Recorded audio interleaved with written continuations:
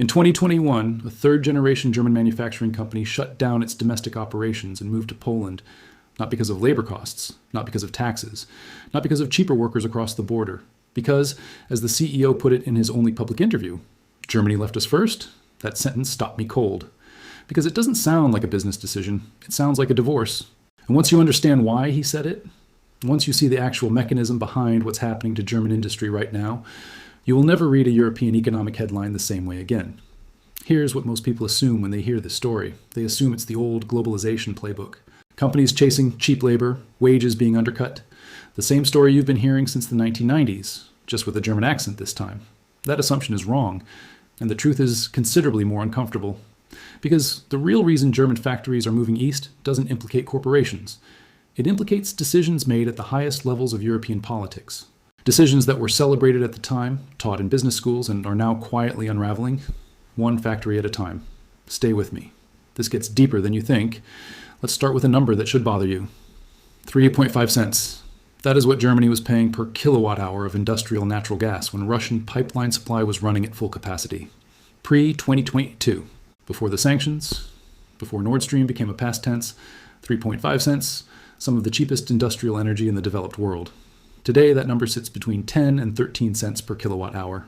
Now, at first glance, that looks survivable. A price increase? Painful, yes, but manageable. Except it isn't. And here's the part most people miss completely. For energy-intensive industries, the ones where energy isn't a cost line on a spreadsheet, energy is the product. This isn't a price adjustment. It's an existential break. The math doesn't bend. It breaks. And that's where it gets uncomfortable. Because the companies moving east are not moving because Poland is cheap. Polish industrial wages have risen dramatically over the past decade. Hungary, Czech Republic, Slovakia, these are not low-wage economies anymore, not in any meaningful comparison. So if it isn't labor, what is it? Here's where the story breaks open. Germany spent 30 years optimizing for efficiency. Eastern Europe spent 30 years optimizing for resilience. In a stable world, efficiency wins every time. But in an unstable world, resilience wins. And we are now, clearly, in an unstable world. Poland has been quietly building energy infrastructure for a decade. Stable, predictable. Certainty that your factory has power when you need it.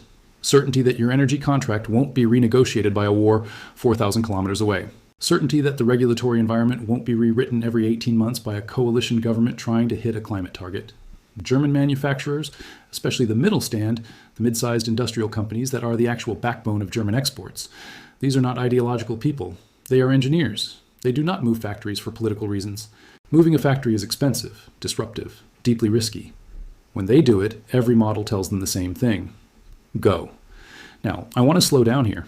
This is the part almost nobody is discussing properly. Germany's energy strategy wasn't an accident or naivety. It was a deliberate, sophisticated policy choice. The theory had a name, Wandel durch Handel, change through trade. The logic was elegant. Germany and Russia, deeply interdependent. Gas flows west, machinery east. Military conflict becomes irrational. Trade creates mutual vulnerability, which creates peace. For 30 years, this logic held. German industry thrived on its back. The middle stand became the most competitive manufacturing sector globally.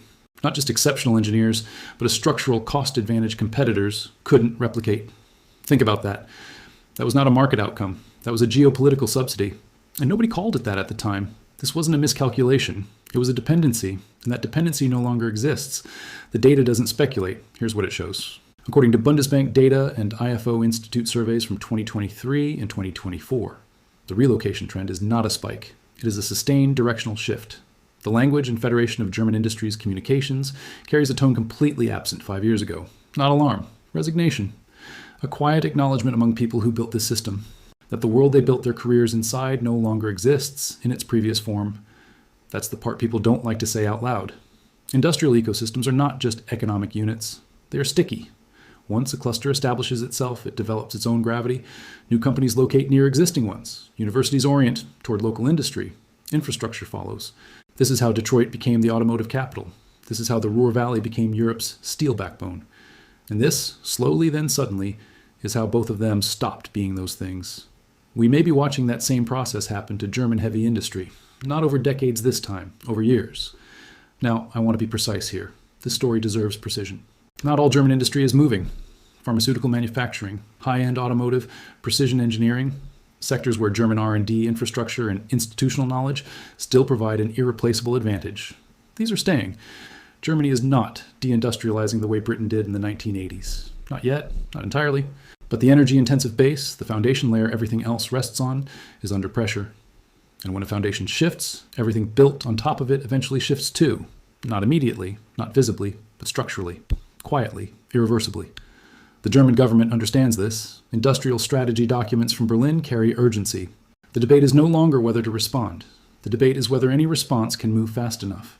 Germany is the largest economy in the EU. Its industrial output sits at the center of supply chains. The stability of the European social model is funded by German industrial competitiveness. When that competitiveness is structurally challenged, everything downstream is challenged too. That is already showing up in German election results, in the frustration of a working class, in the quiet crisis of towns where the factory was not just the employer, but the reason the town existed. The real question is not whether German factories are moving east. They are. The data is unambiguous. The real question, the one I don't have a clean answer for, is whether this shift is reversible, or whether Europe has already crossed a threshold it cannot walk back from.